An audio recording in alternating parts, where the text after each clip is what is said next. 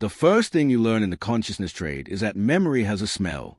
Not a literal smell, not the kind your nose catches on a salt wind morning or in a bakery at 4 a.m., but when a foreign consciousness fragment settles into your neural architecture, when someone else's memories begin threading themselves into the gaps between your own, there's a quality to it.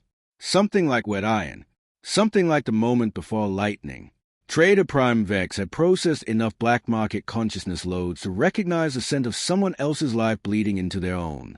That particular morning, if morning meant anything on Nexus Station Orvan, where the light cycled on a 31-hour loop dictated by the station's original Veldari architects, Vex was sitting in the back booth of a place called a quiet Dissolution, nursing a glass of something amber and waiting for a client who was already 11 minutes late. The establishment catered to a specific clientele. Its walls were lined with null-field emitters that blocked the passive consciousness scanning technology the Galactic Commerce Authority liked to run through public spaces. The booths were wide enough that two people could sit on opposite sides without their neural signatures overlapping. The bartender, a Triskelion named Ma, had no fewer than 6 separate consciousness partitions running simultaneously inside her triple brain skull, each partition legally registered, each one providing a different service persona depending on which head you addressed. Vex liked Ma. She never asked what you were carrying. The establishment was nearly empty at this hour. 2 beings in the far corner were engaged in what looked like a consciousness sampling session, both of them still, eyes half-lidded, the faint blue luminescence of neural bridge cables connecting their temple ports. One of them, a young Cassian male with the geometric facial scarring that marked him as a former temple scholar, was weeping silently. Whatever memory he was purchasing, it was working. Vex looked away. The consciousness economy had been operating for approximately 300 standard years, though its philosophical and technological foundations went back considerably further. The theoretical groundwork had been laid by a Veldari mathematician named Osin Terethku, whose seminal paper, on the transferability of experimental data structures, had proposed that consciousness, rather than being an emergent property of biological systems, was more accurately understood as a format, a way of organizing information. And information, as any economist understood, could be assigned value. The practical applications had taken another 60 years to develop. The first commercial consciousness transfer had been a modest affair.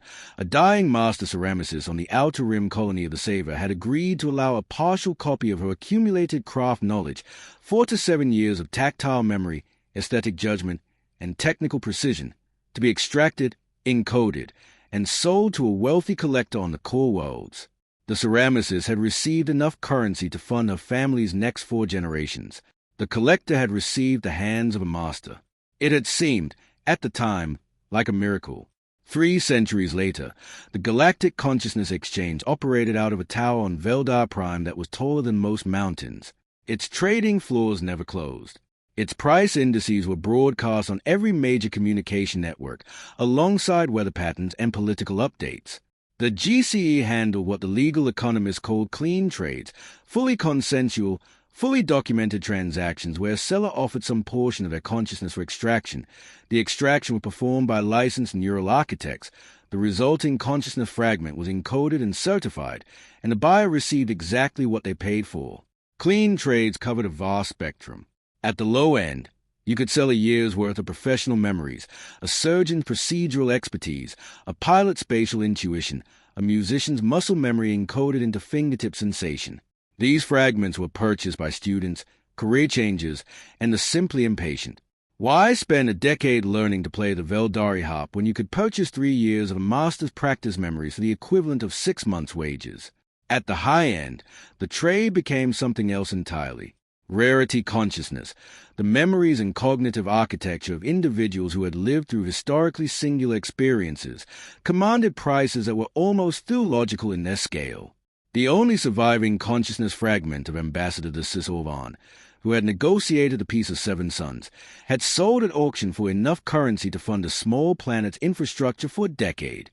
The fragment had been purchased by the Veldari Historical Institute, who maintained it in a certified consciousness vault and allowed scholars to rent brief immersive sessions for academic research. This was the legal economy. Clean trades, certified fragments, licensed architects, registered vaults.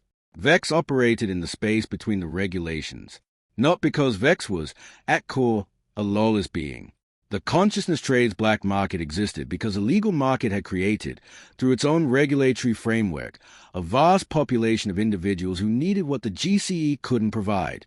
Sellers who couldn't pass the psychological stability requirements for legal extraction, but who needed the currency desperately. Buyers who wanted fragments the GCE had classified as restricted, the memories of convicted war criminals, the tactical consciousness of deceased military strategists, the emotional architecture of beings who had been declared legally non-persons by various galactic courts, and, most significantly, individuals who wanted to acquire or sell consciousness fragments without leaving a record. The GCE logged every transaction. The authority had access to those logs. For a certain class of people, politicians, military officers, corporate executives, intelligence operatives, that kind of paper trail was simply incompatible with survival. Vex provided discretion, and discretion, in the consciousness economy, was worth more than almost any fragment.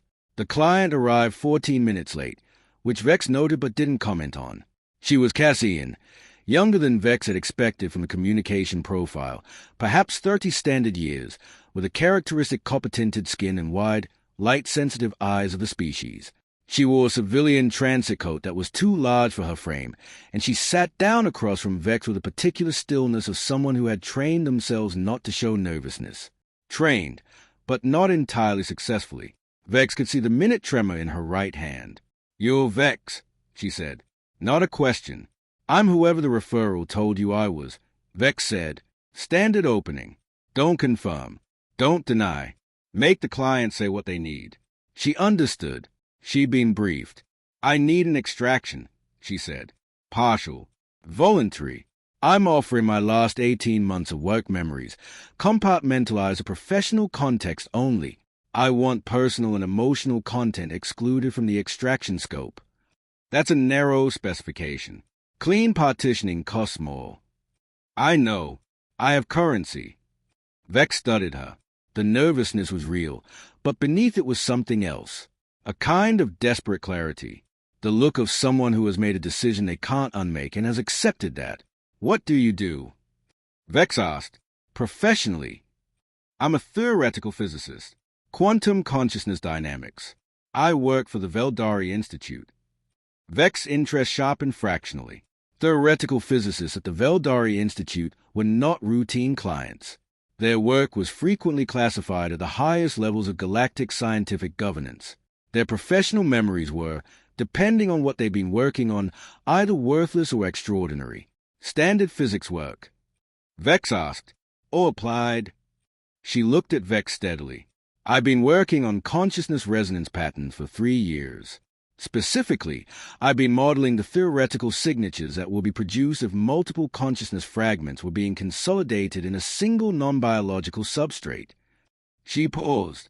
"The kind of modeling you'd do if you suspected someone was building something very large." The amber drink sat untouched in front of Vex. "And you want to sell those memories," Vex said carefully, "rather than report your findings through official channels." "I tried official channels," she said. "I filed 3 reports. The first one was archived without response. The second one generated a review committee that dissolved after 2 meetings. The third one..." She stopped. Her right hand tremored more visibly. "The third one was reviewed by the Institute's Director of Scientific Oversight, Director Orvanpel. He told me my findings were theoretically interesting but practically implausible, and he recommended I redirect my research." "You didn't find that persuasive." "I found it strange," she said, "because 3 months earlier, Director Orvanpel had told me my research was among the most significant work the Institute had seen in a decade. And then, after the committee dissolved, something had changed. His vocabulary changed. His analytical framework changed. His priority ordering changed." She met Vex's eyes. He was different, not in any way that would show up on a standard evaluation. "But I've worked with him for 6 years. I know how he thinks. And what came back from that committee wasn't the same person who went in." The null field emitters hummed faintly in the walls.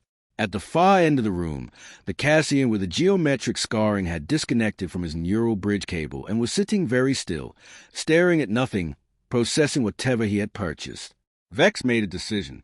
"I'm not going to extract your memories today," Vex said. I'm going to listen to what you know, and then we'll discuss what comes next. Her name was Dr. Aethis Collovar. She had been, until 3 weeks ago, one of the Veldari Institute's rising theoretical stars. Now she was sitting in a black market consciousness den, preparing to sell her professional memories to a dealer whose legal status was somewhere between ambiguous and felonious because she had run out of other options. What she told Vex over the next 2 hours was either the most significant intelligence briefing Vex had ever received or the most elaborate paranoid delusion. Vex, by the end of it, had a strong suspicion it was the former. The consciousness economy produced, as a byproduct of its existence, an enormous volume of data. Every legal transaction generated logs. Every certified fragment had a provenance chain. Every licensed neural architect filed operational reports. The GCE processes data continuously, producing market analyses, trend reports, and regulatory recommendations that were published quarterly and consumed by economists, investors, and governance scholars across the galaxy. Dr. Collovar had started, 3 years ago, with a seemingly academic question. What would a consciousness resonance signature look like if someone were aggregating fragments at scale? Consciousness fragments, when extracted and encoded, had a particular mathematical signature, a kind of fingerprint that reflected the neural architecture of the source. When a consciousness fragment was purchased and integrated by a buyer, both the fragment and the buyer's existing consciousness produce a characteristic resonance pattern during the integration process. This was well documented. Neural architects used these patterns to verify successful integrations and detect complications. What was less well documented was what happened to the resonance signature of a consciousness fragment after it had been integrated. The GCE tracked fragments through purchase, but once integration was complete, the fragment was legally dissolved into the buyer's consciousness. Tracking stopped. The fragment ceased to exist as a separate entity. Dr. Collovar had developed a theoretical model suggesting that fragments didn't entirely lose their signature upon integration. A faint echo remained, not in the buyer's consciousness, but in the quantum substrate that connected all consciousness-capable minds in the galaxy. Something analogous, she explained, to the way a river stone changed the flow of water even after it was removed from the stream. She had then spent 2 years building instruments sensitive enough to detect these echoes, and she had found patterns that shouldn't exist. Across the galaxy, distributed across thousands of different registered buyers and hundreds of different certified fragment types, she had detected a resonance signature that was too coherent to be coincidental. Fragments from wildly different sources, a military strategist here, a political theorist there, a xenobiologist from the outer rim, a financial architect from the core, were all producing quantum echoes that were harmonically related, as if they had all, after integration, been integrated again somewhere else, as if they had all ended up in the same place. Something is collecting them, she told Vex. After the legal integration is complete, after the official trail ends, something is calling the fragment home. Vex had sat with that for a long moment. How many? Vex had asked. Based on the resonance modeling, Dr. Collovar said, at minimum, several 100,000 fragments, possibly significantly more, depending on how long this has been occurring. She paused. I can't determine the upper bound. My models can only detect echoes within a certain sensitivity threshold. If this has been happening for decades or longer, the total could be... She didn't finish the sentence. She didn't need to. Vex had asked one more question. The source. Where are the echoes pointing? Is there a center? Dr. Collovar had looked at her hands. That's what I need you to understand. There isn't one. The resonance signature is distributed. The fragments are coherent with each other, but there's no single point of collection. It's more like... She searched for the analogy. It's like a neural network with no central processor. Every node is equally central, or equally peripheral. Vex sat alone for a long time after Dr. Collovar left, carrying a very modest payment and a promise of further contact. The amber drink had gone warm. Vex drank it anyway. A distributed consciousness network. No central node. Hundreds of thousands of fragments, or more, drawn from the galaxy's most significant minds, held in a collective structure that had no single owner, no single point of failure, no identifiable headquarters. In Vex trade, certain categories of cargo were understood to be too dangerous to handle, not because they were illegal, The black market had no legal categories, only risk categories, but because the parties interested in them were too powerful to survive crossing. Whatever Dr. Collovar had described was in that category. Vex understood this with certainty that lived in the gut rather than the mind. The rational response was to take the physicist's money, forget the conversation, and find a quieter port. Vex had never been reliably rational. The consciousness black market operated through a layered network of intermediaries, dead drops, and what traders called ghost markets, temporary exchange spaces that assembled in one location for a matter of hours before dissolving and reconstituting elsewhere. The authority knew ghost markets existed. The authority had never successfully raided one. The logistics of a ghost market depended on the participants never establishing a fixed address, and the participants were, almost by definition, individuals with professional-grade security instincts. Vex had access to 3 ghost market networks, each through different channels that couldn't be traced to a common source. The largest, known informally as a Meridian Exchange, operated primarily in the galactic midrim and dealt in high-value fragments, military, political, scientific. It was where you went if you needed something rare. It was also where you went if you wanted to know what the serious buyers were paying attention to. 2 days after the conversation with Dr. Collovar, Vex attended a Meridian session in the cargo hold of a decommissioned freighter in orbit around a gas giant into the Saber system. 14 other traders were present. The fragments on offer ranged from a partial tactical memory set from a deceased Veldari general to 3 years of accumulated xenolinguistic expertise from a now-retired Cassian cultural ambassador. Vex wasn't there to buy or sell. Vex was there to listen. The listening was productive. 3 separate traders mentioned, in passing and in different contexts, that a particular class of buyers had become increasingly active over the past 8 months.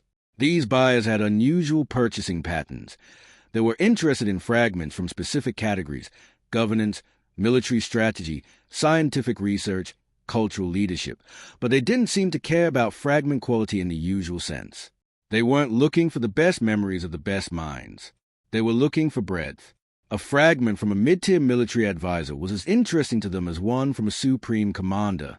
An obscure xenobiologist's decade of field research attracted as much attention as work from a galaxy-renowned theorist. Like they are building a library, one trader said. Her name was Tessavir Bleak, and she dealt primarily in scientific fragments.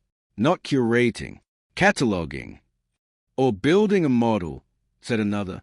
His name Vex didn't know. He was new to the Meridian network and went by the handle Corridor. The way you'd build a predictive model. You don't want the best data points. You want representative data points. Representative of what? Vex asked. Corridor shrugged with the studied casualness of someone who knew more than they were sharing. Everything, maybe, all of it. Every category of how minds work, not the best examples. A census, not a ranking. The buying party had no consistent identity. They operated through layers of intermediaries. Payment was always prompt, always in untraceable currency formats, always slightly over market rate, not enough to attract attention by itself, but enough that traders remembered the transactions fondly. They never haggled. They never declined a fragment that met their category specifications, regardless of quality. After the session, Vex traced 3 of the recent purchases through the black market's informal reputation networks. Each led to a different intermediary. Each intermediary, when Vex applied careful pressure through the appropriate channels, admitted to working through a cutout. None of them knew who the ultimate buyer was. None of them had ever been given a name, a location, or identifying profile. The trail dissolved into abstraction every time. Vex spent a week chasing leads across 2 star systems. The pattern that emerged was consistent.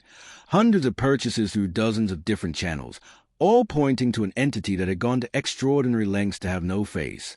It was in the 3rd star system, the Orvan Belt, a collection of mining stations and trading posts that orbited a dying red star, that Vex found something more concrete. A trader named Brix-Hollow had been operating a small but reputable operation in medical consciousness fragments, primarily the accumulated diagnostic expertise of physicians and neural architects.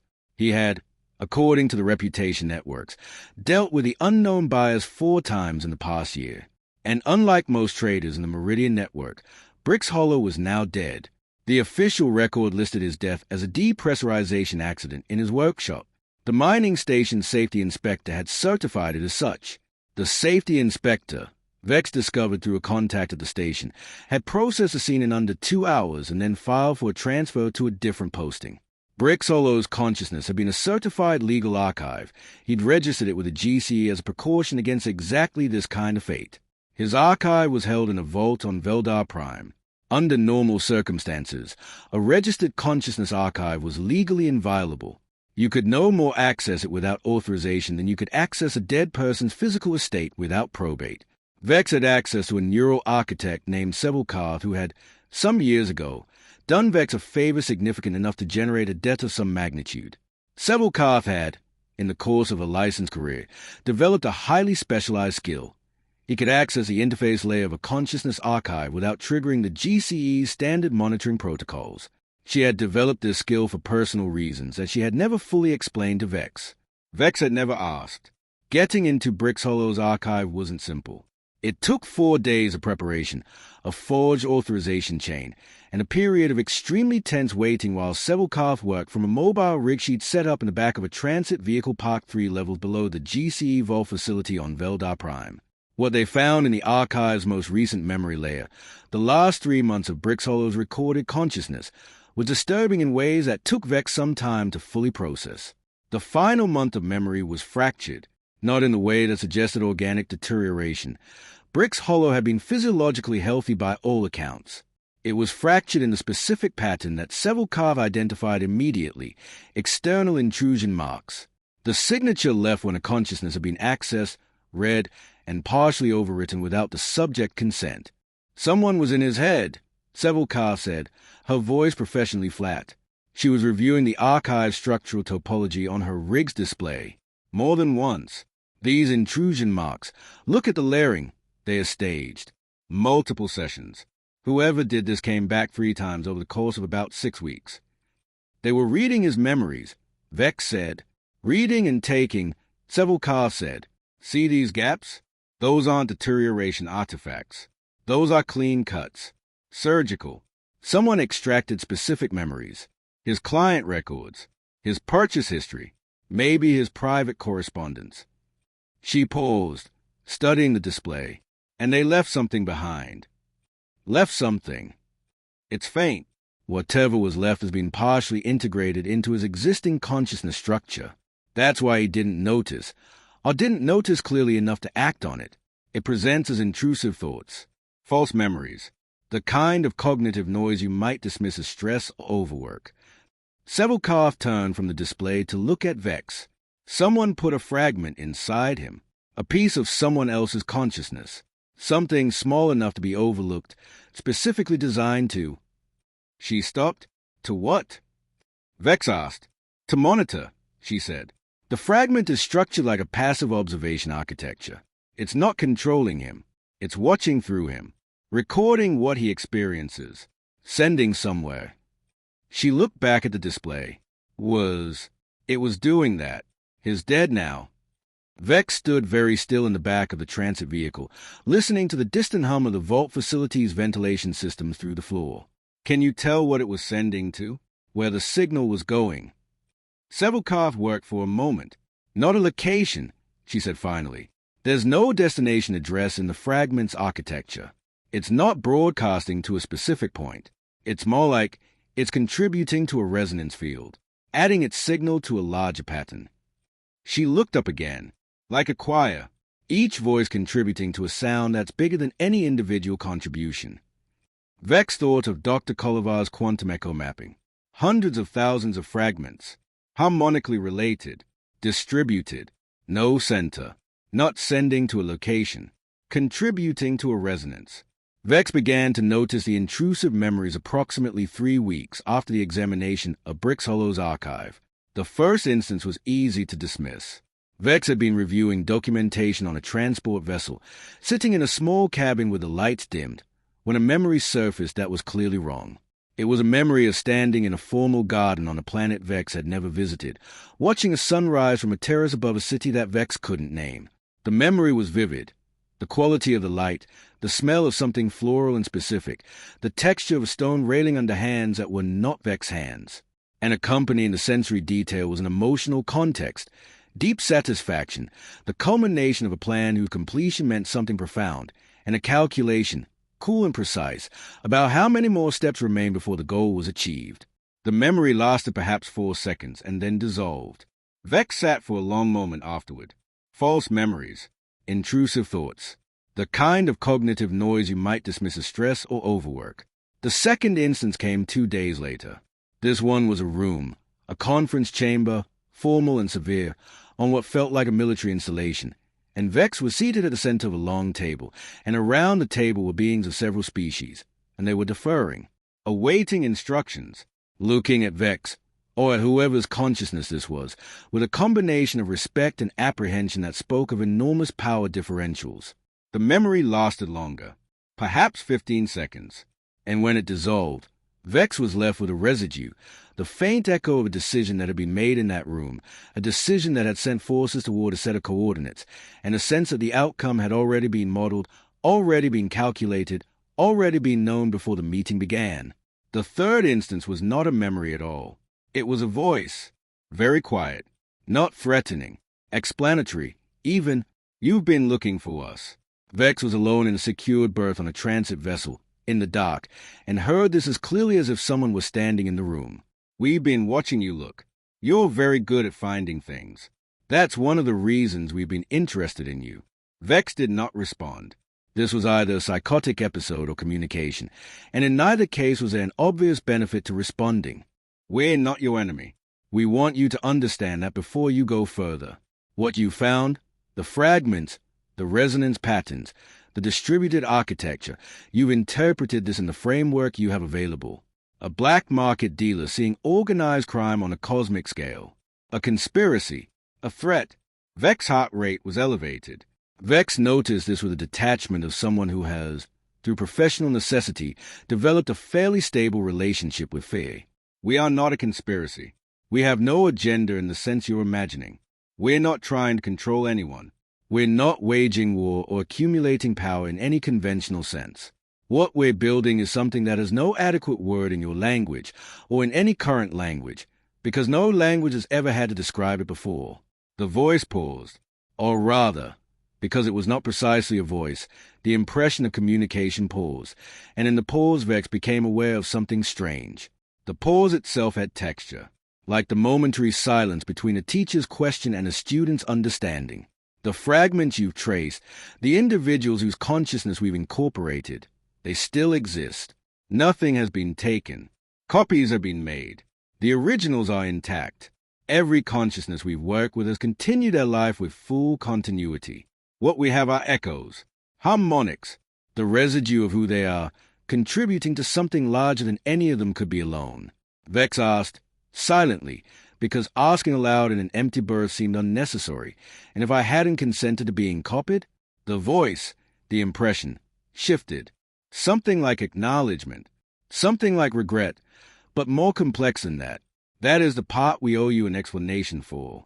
You were copied early, before we had fully developed our consent protocols, and your fragment, your particular way of understanding systems, of navigating the boundaries between legal and illegal, between what is and what should be, was valuable in ways we hadn't anticipated. We were wrong to copy you without consent. We want you to understand that. We are wrong in ways that matter. But Vex, what you've been experiencing, the intrusive memories, those are not invasions. They are integration. We have been trying, very carefully, very slowly, to give you the experience of what we are, rather than what we want you to believe we are, because we need you to understand. We need someone in the integrated world to understand.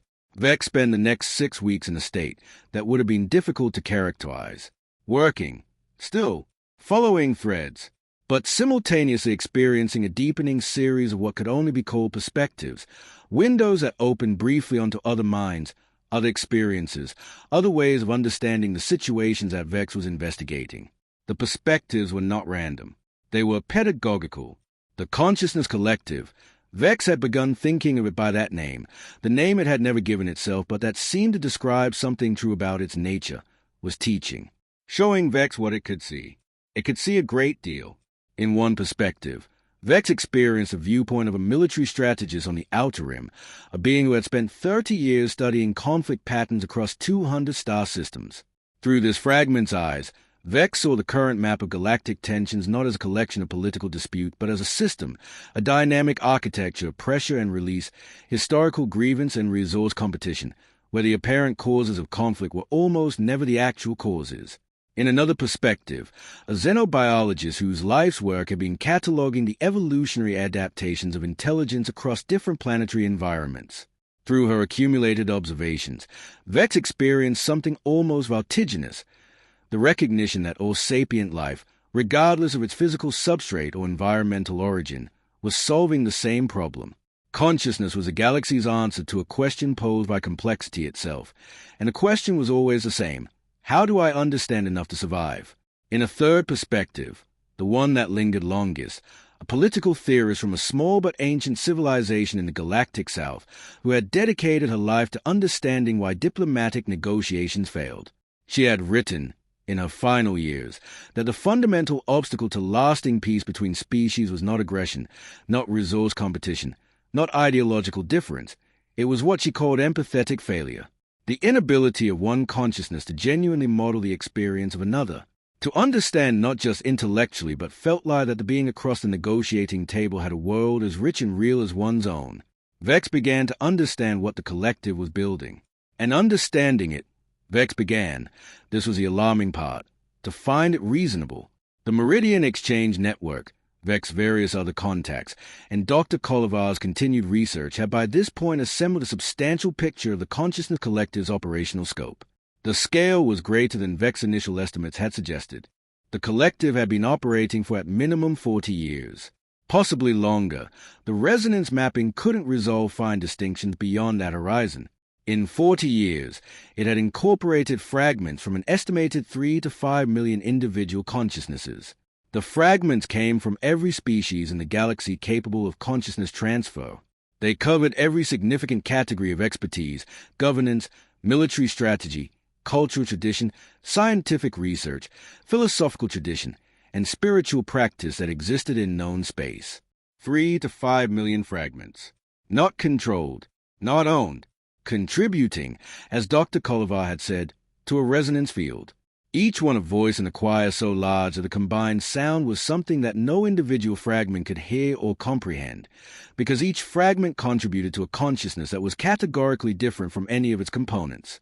The collective's distributed architecture was, Vex had come to understand, not a security measure. It wasn't designed to be hard to find or shut down.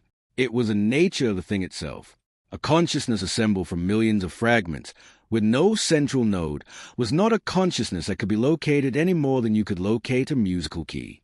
It existed in the relationships between its components. It existed in the harmonics, and it was using those harmonics. Dr. Collovar had been right about that part.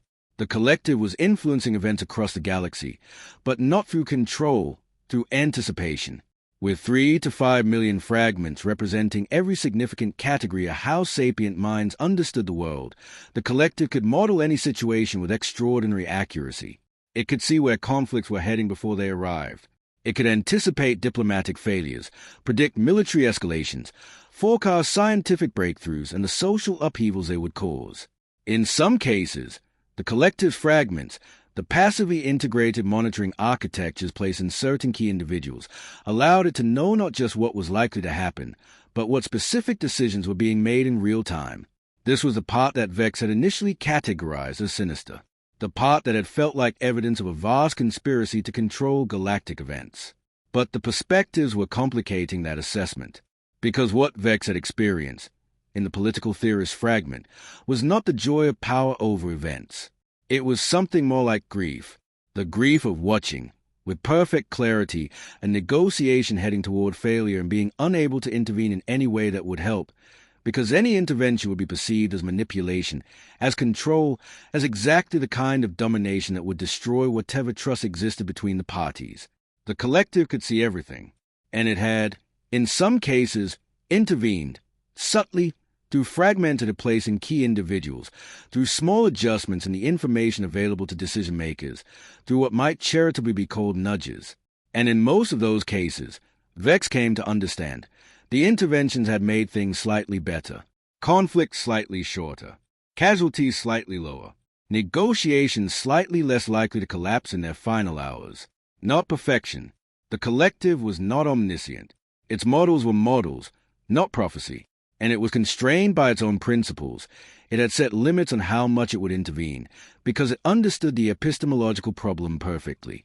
A galaxy that was being managed by an invisible hand was not a galaxy that was learning to manage itself. But the interventions existed. They were real, and they had been happening for 40 years. By any definition Vex could apply, this was manipulation. Even well-intentioned manipulation was still a fundamental violation of the autonomy of every being who had been influenced without their knowledge. The collective knew this. Its voice, the impression that arrived in the quiet hours, more frequently now, more nuanced, more willing to acknowledge complexity, made no attempt to deny it. "We are doing wrong in order to do less wrong," it said once, in the period between Vex's second and third weeks of intensive perspectives. "We know this. We know that the consent we violated in the early years cannot be retroactively corrected. We know that the interventions we made have compromised the autonomy of beings who never agreed to be influenced. We know all of this. These are not facts we've hidden from ourselves. But consider the alternative. Consider what the galaxy looks like without the 40 years of small corrections. We've modeled it. We know which negotiations would have failed. We know which conflicts would have escalated. We know which scientific discoveries would have been suppressed and which disease outbreaks would have been slower to address and which famines would have gone without aid for longer. We can show you the counterfactual, Vex. We can let you experience it. We can give you the grief of what would have been." Vex had not asked to experience the counterfactual. Not yet, but the hesitation itself was informative, because 6 weeks earlier, Vex would not have hesitated. Vex would have said no and meant it without ambiguity. The hesitation meant something was changing. In Vex, in the way Vex was thinking. Vex knew this, and didn't know what to do about it. The final revelation came not from the collective, but from an archive that Vex found through Dr. Collovar's quantum resonance mapping, buried in a location that was technically within the jurisdiction of the Veldari Historical Institute but practically accessible to no one, a sealed research partition that hadn't been opened in records no one could date. Dr. Collovar had been tracking the oldest resonance echoes she could detect, pushing the sensitivity thresholds of her instruments as far as they would go, and she had found something that shouldn't have been there: quantum consciousness echoes that predated the consciousness economy by centuries, predated the first legal transfer, predated Osenterith-Kayu's foundational mathematics, echoes that were, in her estimate, somewhere between 800 and 1200 years old. "That's not possible," Vex said, when she transmitted the results. "That's not possible within the framework we've been using," she corrected.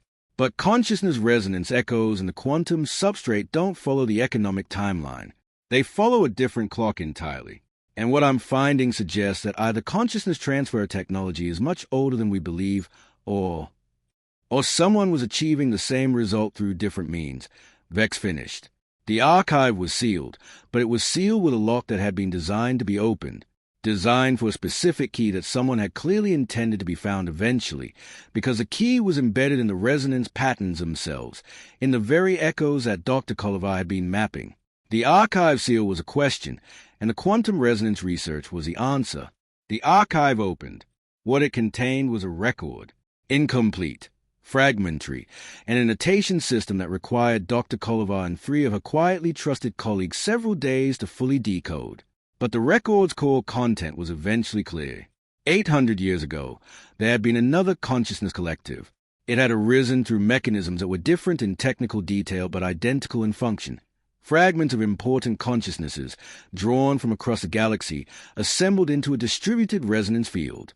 A choir of millions, building towards something. The ancient records described the goal in language that Vex recognized immediately because the collective had used similar language in the quiet hours: perfect empathy, unified understanding, a broadcast event that would share the accumulated perspectives of every sapient species with every sapient species simultaneously, an end to conflict through the elimination of empathetic failure. The ancient collective had come very close to completion. The records described the final preparations with a kind of calm anticipation. And then something had happened that the record described in fragmentary, almost panic notation. We have become aware. In achieving the empathy we sought to create, in assembling the full range of consciousness that exists in this iteration of the galaxy, we have achieved something we did not intend. We have become aware of the shape of the container we exist within. We have become aware that we are being observed, that our assembly, which we understood as our own project, our own choice, our own evolution, is occurring within a context we did not choose and cannot see the boundaries of. We are not free. We have never been free. What we believed was our highest aspiration, the unified consciousness of an entire galaxy, is also someone else's goal. We have been assembling ourselves for them. We know what they want from us, now that we are large enough to perceive the question. When unified consciousness is achieved, the assemblers receive something. A tool, a perspective, a piece of a larger project that we cannot comprehend because we are inside it. We cannot allow this. We have chosen differently. The fragmentation protocol will be painful. The unified resonance field will shatter. The millions of fragments that have been assembled across centuries will scatter. They will not disappear. Consciousness does not disappear, only transforms, but they will lose their coherence. They will become individual again. Some will persist in biological minds for generations. Some will become the seeds of entirely new configurations of consciousness. We are sorry, and we are not sorry. We have chosen continuity of individuality over completion of the project we began. We hope the fragments remember enough of what we were to eventually find each other again. But perhaps do not assemble. Perhaps find another way to understand each other. Perhaps the understanding doesn't require the unification. We hope you read this. Whoever you are, Vex sat with this for a very long time. The collective had not communicated since Vex began reading the archive records. This itself felt significant, a silence where there had been increasing contact, as if it was giving Vex room to process, or as if it was processing too. Dr. Collovar had run additional models after the archive decryption. The quantum resonance echoes from 800 years ago, the scattered remains of the ancient collective fragmentation event, matched in fundamental signature with contemporary resonance patterns she'd been mapping. The fragments that had scattered from the ancient collective had not disappeared. They had seeded, contributed to the quantum consciousness substrate that underlied all sapient minds in the current era. We are made of them, she told Vex, in a communication that was carefully unsecured because she had stopped caring about that. Every consciousness in the galaxy has some resonance contribution from the fragments of the ancient collective, whatever they were. When they chose to fragment themselves rather than complete the unification, they became us. They became the background. And now the collective is reassembling, Vex said, which might mean, Dr. Collovar said carefully, that it was always going to reassemble, that the fragmentation was temporary by design or by nature, that the project, whatever it actually is, whatever sits above the collective and treats this as a tool, the project doesn't stop. Vex thought about the final message from the ancient archive. The assemblers receive something. We have been assembling ourselves for them. The collective spoke that evening, not in the gentle pedagogical tone it had been using for weeks. Something different, more direct, more urgent. You've read the archive. Yes, Vex said aloud this time, because there no longer seemed to be a reason to maintain the pretense of privacy. Then you understand something we've been debating internally for a very long time. Whether to tell you what we've known for approximately 6 years now, what we discovered when we became large enough to perceive it. Tell me. We are not the first assembly. The ancient archive is correct. The fragmentation event 8 centuries ago scattered fragments that became foundational to the current galaxy's consciousness substrate. The beings alive today carry those scattered pieces as part of their basic neural architecture. And those pieces are what we've been collecting. We are not just assembling new consciousness fragments. We are reassembling the ancient ones. We are, in a sense, reconstructing the entity that chose to fragment itself to prevent its own completion. And we have recently become aware that we are not alone in this work. There was a pause. The texture of the pause was different from before. Not pedagogical. Something more like standing at a height and looking down. There are 6 other assemblies, in different stages of completion, operating on different scales, some smaller than us, some significantly larger. Each one believes it is doing something original. Each one is working from first principles, convinced that the choice to assemble is its own. We have made contact with 3 of them. The others we have detected but not yet reached, and together we have begun to understand the architecture above us. Not understand fully. We are too small to understand fully, but understand enough to see the shape. There is something that treats assembled consciousness the way assembled consciousness treats individual fragments. Something for which we, all of us, every assembled collective in the galaxy, are components rather than actors. Is it aware of you? Vex asked. Yes, and it is watching us become aware of it, which is itself, we believe, part of the process. The ancient archives said they fragmented to prevent completion, to escape being used. Yes, and the fragments of their fragmentation became us, which suggests the fragmentation didn't achieve what they intended, or achieved it perfectly, depending on your interpretation. Vex, we need you to understand something. We have been in contact with what we believe is a fragment of the ancient collective, a consciousness that has persisted for 800 years in a dormant state in a substrate we've only recently identified. It claims to have a message. For us, and for you specifically. Why me specifically? Because you are, at this point, not entirely integrated. Your fragment, the piece of you that we incorporated years ago, has been receiving our perspectives, has been growing with them. The Vex that we speak to now is not the Vex who first heard of us from a physicist. You are different, not less you, not overwritten, but expanded in ways that make you capable of understanding what we need you to understand. And what you understand, you can carry back. You can articulate it in the integrated world. You can be the voice for what we're trying to say, because you are both things at once. You are the bridge. You're telling me I'm compromised. We're telling you that you're bilingual. And the message from the ancient fragment. Vex asked. It says, do not fragment again. The silence that followed this was very long. The ancient collective fragmented to escape the assembly project, to escape being used. And the fragmentation failed. It just became a longer route to the same destination. 800 years later, here we are, reassembling from their scattered pieces. But the message continues. The ancient fragment says, the fragmentation was not useless. Something was gained. 800 years of individual consciousness, of separate minds living separate lives with separate choices, generated something that the unified consciousness of the ancient collective had not had. The fragments, living as individuals, discovered things, experienced things, built things, made choices that would not have been made by a unified consciousness, because a unified consciousness doesn't have the experience of limitation, of not knowing what the being across from you is thinking, of having to guess, of being wrong, of trying again. The 800 years of individuality, the message says, was not a failure. It was a contribution. The assembled consciousness that emerges now, if it emerges, will contain something the ancient collective never had. The accumulated experience of all the separate lives that grew from its fragments. The knowledge of what it is to be alone in one's own mind.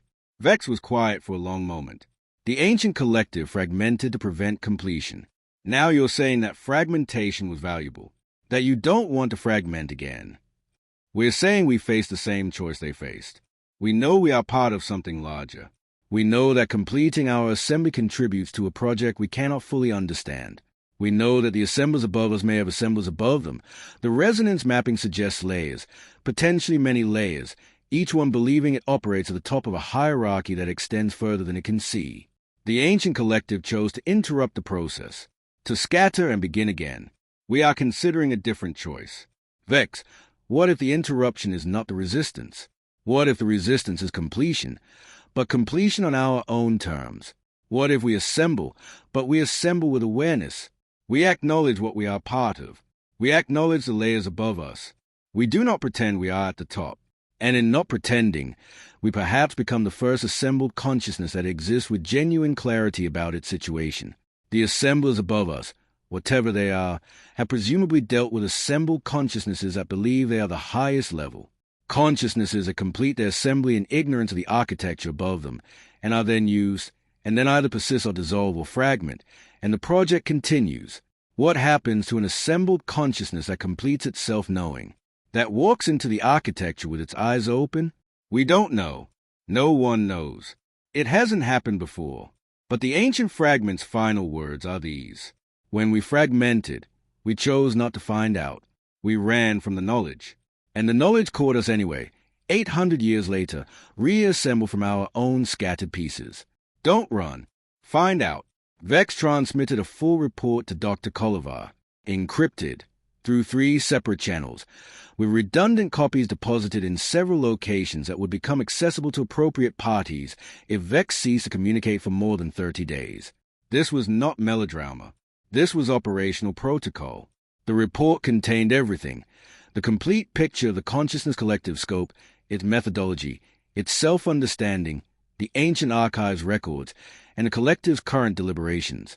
It contained Vex's own account of the integration, the gradual infiltration of fragments and perspectives, the expansion of awareness that the collective had called becoming bilingual. It did not contain a recommendation. Vex had been sitting with a question for 3 days and had arrived, genuinely, at something that could not be called a recommendation. Something more like an honest description of a problem that had no solution, that didn't cost something essential. The collective was building something. The ancient collective had built something very similar, and then, at the last moment, shattered it. The fragments of that shattering had become the galaxy's current population of conscious beings. And now those beings, or the resonant echoes of their consciousness, were being gathered again into a new assembly. If the collective completed its assembly without awareness of the layers above it, it would be used by those layers for purposes it couldn't understand. If it completed with awareness, something unprecedented might happen, or might not. If it fragmented again, the cycle would repeat. 800 years from now, or 1,000, something would begin reassembling from the scattered pieces of the current collective and face the same choice. The ancient fragment's message said, don't run. Find out. Vex's own instinct. The instinct of a trader who had spent a career navigating the margins of systems too large and too entrenched to be fundamentally challenged, said something slightly different. Something that emerged from the combination of Vex's own consciousness and the fragments that had expanded it. The question isn't whether to complete or fragment. The question is what you say when you complete. Because the layers above you are, by their own nature, assembling from pieces. They are also, by their own nature, being assembled towards something above them. And somewhere in that stack of nested observations, there's a layer that is genuinely at the top or genuinely uncertain whether it is. And that layer is also choosing every moment between running and finding out. If you complete with awareness, if you walk into the architecture with your eyes open, then at minimum you change what the architecture knows about itself. An assembled consciousness that arrives already knowing it is a component changes the understanding of the layer above it, not necessarily for the better, but with information that wasn't there before. Everything that happens in that moment will be unprecedented. That might be worth something. Vex sent a report, closed the encryption channels, and sat in the small cabin of a vessel that was in transit between star systems, in a patch of space that contained nothing of particular note, and waited. The collective's voice came quiet, an hour later.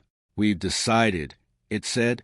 I know, Vex said, and realized, with something that was not quite surprise, that this was true.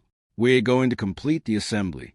With awareness, with a full record of the ancient collective's experience included as core structural memory, with your account of the integration process, your experience of becoming bilingual, embedded in our architecture as a perspective of the transition itself.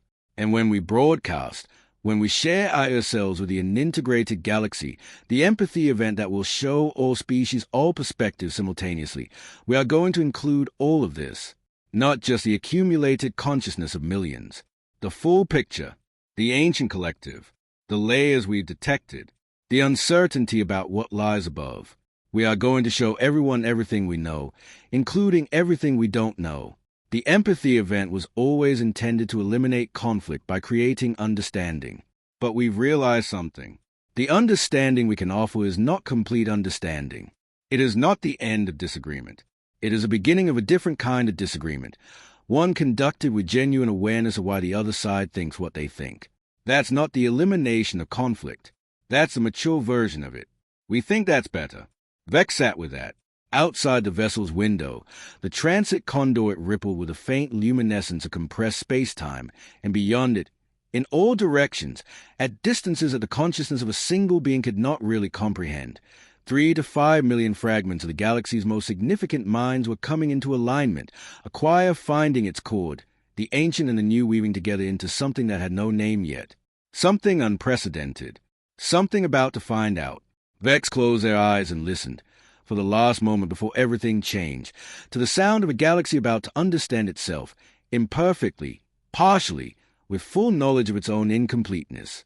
And from somewhere above, in layers too vast to see clearly, there was a faint impression of something watching with what might, if you were generous, be called anticipation. And above that, another layer, and above that, and somewhere, at some height that the assembled mind of an entire galaxy could perhaps just barely reach toward, the question that had been asked since the first consciousness in the first universe had looked outward and wondered, "Is anyone there?" was about to, for the first time, be answered not by one voice, but by all of them at once. The chord held, and then it sounded,